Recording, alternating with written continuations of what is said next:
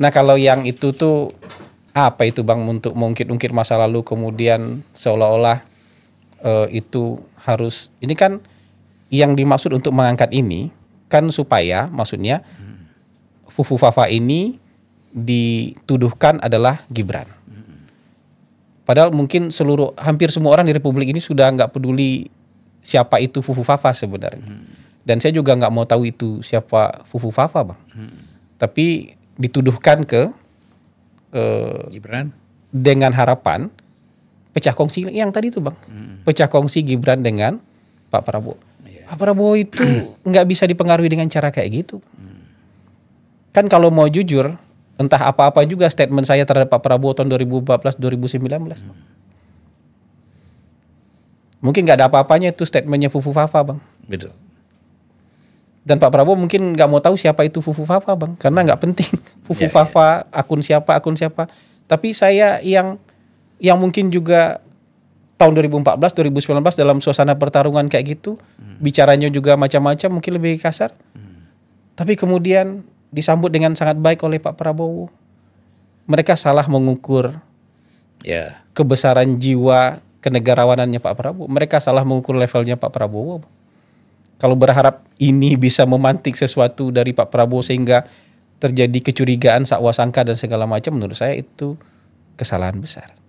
Dan berusaha untuk memisahkan Pak Jokowi dengan Pak Prabowo dengan cara seperti ini, menurut saya kesalahan besar. Dan kesalahan besar yang paling fatal menurut saya adalah mereka seolah-olah bicara pendirian moral menghakimi akun Fufu Fafa.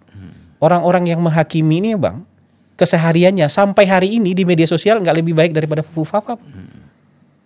Nggak lebih bersih, nggak lebih baik kata-katanya, bahkan mungkin lebih jorok, lebih buruk kata-katanya dibandingkan lebih brutal akun Fufu Fafa. Fufu Fafa ini entah siapapun itu mungkin sekarang udah jadi orang baik Bang. Karena mungkin sudah berhenti 5 tahun lalu, sudah berhenti 10 tahun yang lalu.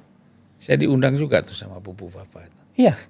Ya mungkin sudah selesai dia. Iya. Dengan segala macam gejolak mungkin di masa lalu itu dia sudah selesai Bang. Nah orang yang komentaran ini hari ini pun belum selesai dia Bang. masih begitu aja gitu. Masih begitu. Jadi menurut saya mengungkit-ungkit masa lalu itu, kenapa saya nggak mau komentar banyak soal itu. Ini kalau dibahas apa untungnya buat bangsa?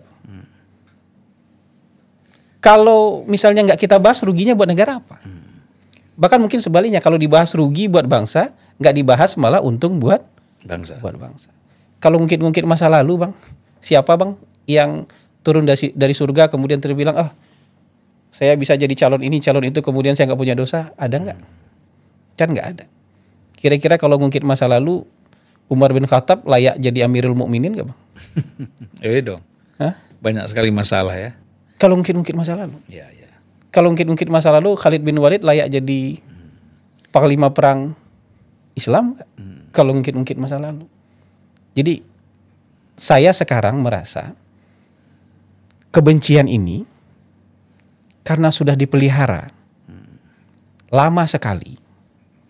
Kemudian ini kan kebencian buat siapapun nih. Tapi ditumpuk-tumpuk di dalam hati terus-menerus. Begitu ada hal kecil yang bisa menyulut kebencian itu, kebakar kebencian itu. Orangnya menurut saya nggak banyak. Tapi memang ramai suaranya tuh ramai. Suaranya tuh hiruk pikuk gitu loh. Suaranya tuh hiruk pikuk.